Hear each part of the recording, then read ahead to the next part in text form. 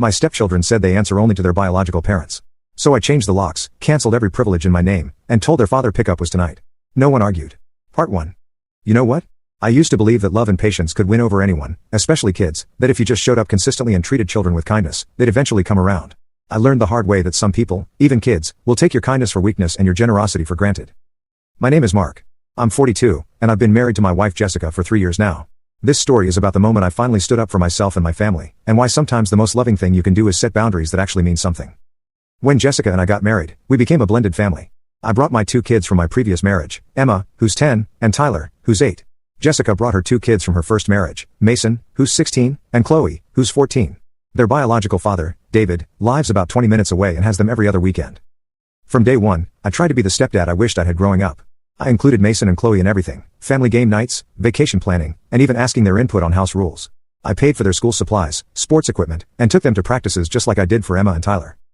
But here's the thing about respect, you can't force it, and you can't buy it. The first red flag came about 6 months after we all moved in together. I asked Mason to help carry groceries in from the car. Simple request, right? He looked me dead in the eye and said, "You're not my dad. I don't have to listen to you." Jessica overheard and told him to help anyway, which he did, but with an attitude that made it clear he was only doing it because his mom said so, not because he respected me as an adult in the house. I let it slide. He's adjusting, I told myself. This is hard for him, too. But it didn't get better. It got worse. Mason and Chloe developed this pattern of selective hearing. They'd respond immediately when Jessica asked them to do something, but when I made the same request, they'd act like I hadn't spoken, or they'd look at me with a blank stare and say, "I'll wait for mom to tell me." The breaking point started building in small moments, like when I'd cook dinner for everyone and Mason would make a show of asking Jessica if it was okay to eat what I'd made, or when Chloe would leave messes in common areas, and when I asked her to clean up, she'd say, "My mom didn't tell me to." Then it started affecting my own kids. Emma came to me crying one day because Mason had taken her art supplies without asking. When she asked for them back, he told her, "Your dad doesn't make the rules here. Only real parents do." Real parents. Tyler started asking me why Mason and Chloe didn't have to listen to me like he did.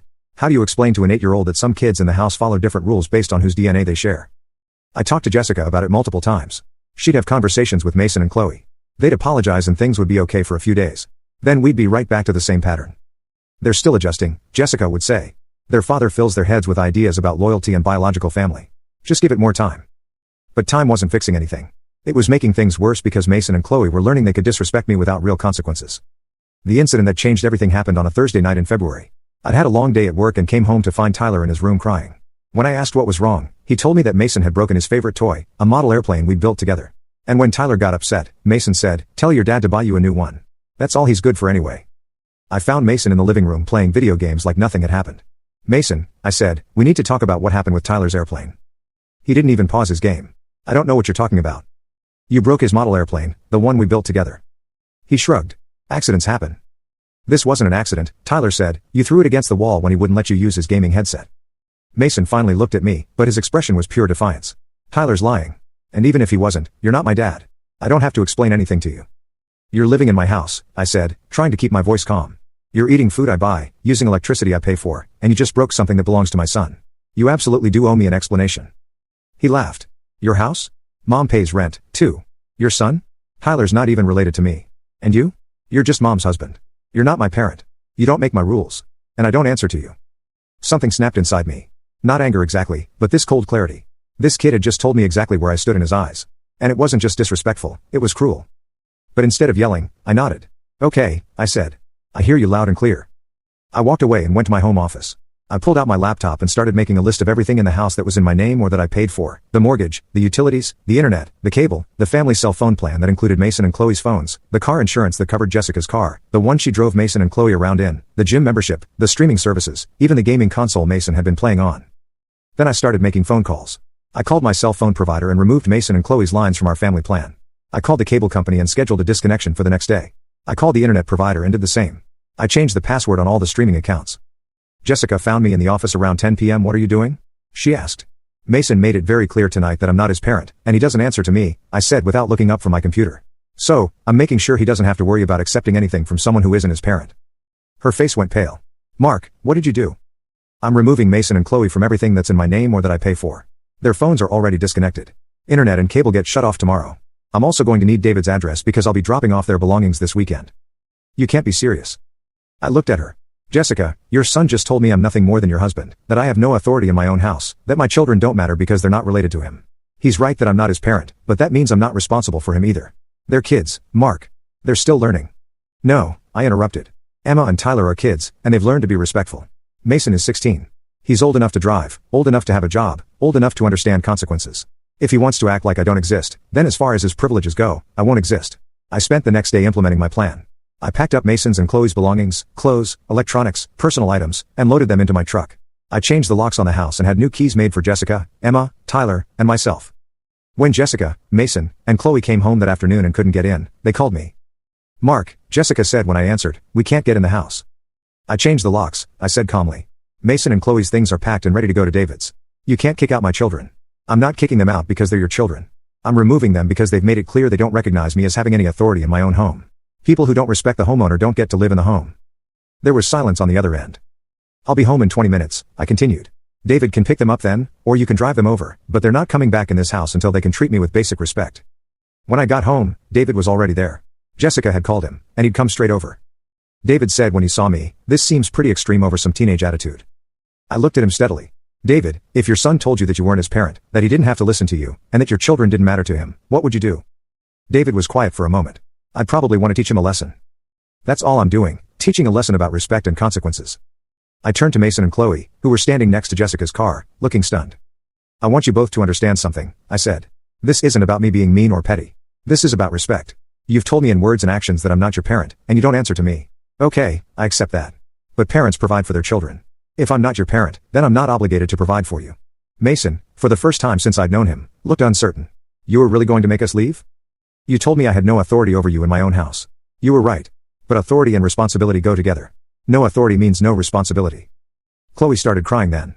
But where will we go? To your dad's, I said gently. He's your parent. I'm just your mom's husband, remember? I helped David load their things into his car. As they were getting ready to leave, Mason looked at me. What if we want to come back?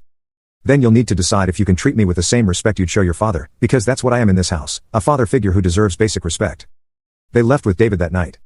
Jessica was furious with me at first. We had some very difficult conversations over the next few days. She accused me of being cruel, of giving up on her kids, of putting my ego before our family. But I held firm. Jessica, I love you and I want to love your kids, but I can't love people who actively disrespect me and hurt my children.